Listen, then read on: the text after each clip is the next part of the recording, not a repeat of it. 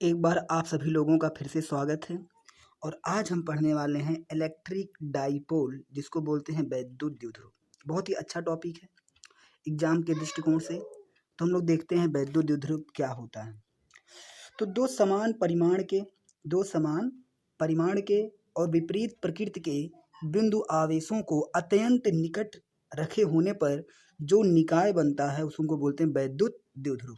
कहने का मतलब सिंपल इसका ये है कि अगर दो समान परिमाण के आवेश हों, जिसे आप देख रहे हैं ये दोनों हमने मान लिया आवेश है। समान परिमाण का मतलब अगर ये क्यू है तो ए भी क्यू हो, अगर ये आर हो तो ए भी आर, सॉरी आर ना मान लो, पी मान लो, अगर ये पी हो तो ये भी क्या हो, पी हो। यानी समान परिमाण का आवेश हो।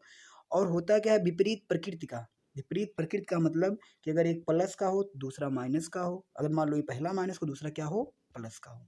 माने इलेक्ट्रिक डाइपोल क्या होता है कि दो समान परिमाण एवं विपरीत प्रकृति के बिंदु आवेशों को जब अत्यंत निकट रखा जाता है, अत्यंत निकट का मतलब बहुत ही कम दूरी पे जब रखा जाए, तो ऐसे निकाय को हम लोग क्या बोलते हैं, इलेक्ट्रिक डाइपोल। क्या बोलते हैं, इलेक्ट्रिक डाइपोल बोलते हैं। जैसे कि जल होता है, अब जल की छोटी छोटी बूंदें होती हैं तो वो भी क्या होती हैं, इलेक्ट्रिक डाइपोल।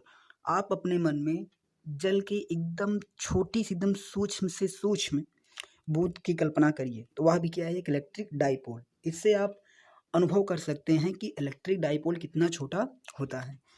अमोनिया फार्मूला होता है NH3, methane CH4, carbon dioxide CO2, HCl hydrochloric अम्ल आदि।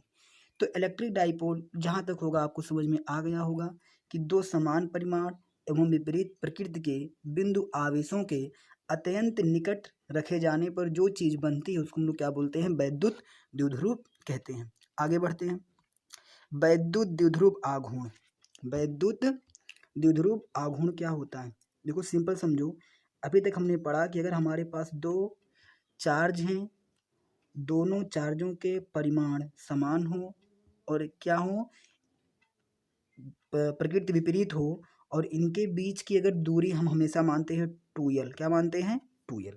ये थोड़ा अपवाद के रूप में है क्योंकि दूरी फिजिक्स में आप लोग r मानते हो, लेकिन यहाँ पे इलेक्ट्रिक डाइपोल जहाँ भी आपको कहीं दिखाई पड़े तो आप क्या करिएगा, उन दोनों आवेशों के बीच की दूरी क्या मानिए, 2l मानिए। इसका एक कारण है, क्योंकि जब हम डेरिवेशन करते हैं तो हम इलेक्ट्रिक डाइपोल का क्या लेते हैं, सेंटर लेते हैं। इलेक्ट्रिक डाइपोल का हम मध्य बिंदु लेते हैं, और जब मध्य बिंदु लेते हैं तो इधर की दूरी l और इधर की दूरी l हो जाती है। इसीलिए इन दोनों के बीच हम कितनी दूरी लेते हैं, 2l लेते हैं। कभी भी आप कंफ्यूज मत होइएगा कि जो इलेक्ट्रिक डाइपोल होता है उनके बीच की जो दूरी होती कितनी होती है, वो आपकी 2l होती है। तो हमने क्या किया कि हमने मान लिया कि एक इलेक्ट्रिक डाइपोल है, प्लस क्यू और माइनस क्यू से मिलकर बना है और बीच की दूरी कितनी है उसके, 2l है। तो इलेक्ट्रिक डाइपोल मोमेंटम क्या होता है कि वैद्युत द्विध्रुव में किसी एक आवेश का परिमाण और आवेशों के बीच की दूरी के गुणनफल को, आवेशों के बीच की दूरी के गुणनफल को वैद्युत द्विध्रुव कहते हैं। सिंपल परिभाषा क्या है इसकी है कि जो इलेक्ट्रिक डाइपोल मोमेंट होता है उसको सिंबल क्या होता है, पी माने होता है इलेक्ट्रिक डाइपोल मोमेंट।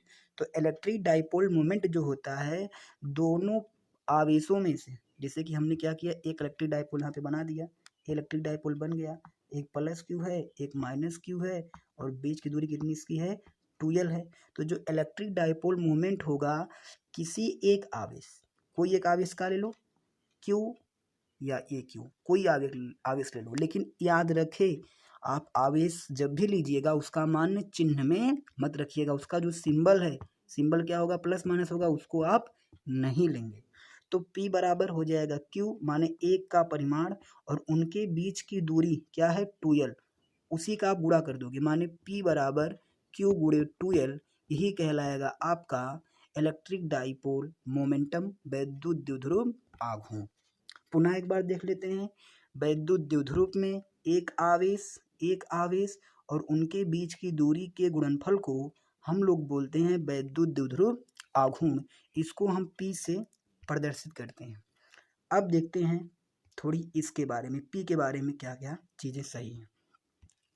अब देखते हैं P में राशि कौन सी होती है, वेक्टर P इसको बोला जाता है। तो हमने आपको बताया था कि अगर किसी भी अगर किसी भी राशि के ऊपर वेक्टर का तीर लगा है, इसका मतलब वो कौन सी क्वांटिटी आपकी है, इसका मतलब वो आपकी सदिश राशि है। तो राशि कौन सी हो जाएगी, आपकी सदिश राशि हो जाएगी।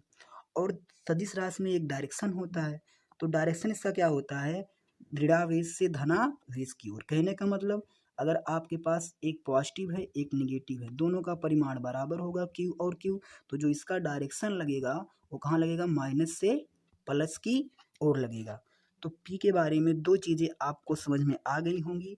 राशि कौन सी होती है, सदिश राशि होती है। डायरेक्शन कौन सा होता है, ऋणावेश से धनावेश की ओर। एसआई मात्रक देखते हैं, एसआई मात्रक, मात्रक बीमान मत याद करिएगा, उसको निकालने का एक तरीका होता है। तरीका क्या होता है, एसआई मात्रक जो होता है, एसआई मात्रक अगर हम निकालेंगे तो हम जानते हैं P बराबर होता है Q गुणे 2L, Q गुणे 2L होता है। तो अभी बताइए Q जो है, Q माने आवेश, आवेश का मात्रक क्या होता है, कूलाम होता है। आवेश का मात्रक क्या होता है, कूलाम होता है। और लंबाई का मात्रक क्या होता है, मीटर होता है। तो आप सिंपल कहोगे सर इसका एसआई मात्रक जो होता है कूलाम इंटू मीटर। पुनः एक बार देख लेते हैं, Q का मात्रक क्या होगा, कूलाम, और लंबाई का मात्रक क्या होगा, मीटर। तो इसका एसआई मात्रक क्या होता है, कूलाम इंटू मीटर। अगर इसी को सीजीएस में लेके जाओगे तो सीजीएस में कूलाम का मात्रक ESU होता है, क्या होता है, ESU होता है। और लंबाई का मात्रक क्या होता है, सेंटीमीटर होता है। तो एसआई मात्रक कूलाम और एसआई मात्रक कूलाम मीटर होता है और सीजीएस मात्रक ESU सेंटीमीटर होता है। इसकी बीमा निकाल लेते हैं। डायमेंशन कैसे निकलेगा, डायमेंशन निकालने के लिए बहुत बड़ा काम नहीं करना पड़ता है, सिंपल है। P बराबर, एक बार देख लेते हैं, सिंपल आपको क्या करना है, आपको पता है कि P बराबर Q गुणे 2L होता है। अब Q की बीमा माने आवेश की बीमा क्या होती है, क्या होती है आवेश की बीमा, AT, क्या होती है, AT होती है। और लंबाई की बीमा क्या होती है, L होती है। अब सबको मिलाकर क्या बन जाएगा, LTA, क्या होता है, LTA। एक बार पुनः देख लेते हैं, जो आपका होता है आवेश की बीमा AT होती है, लंबाई की बीमा L होता है।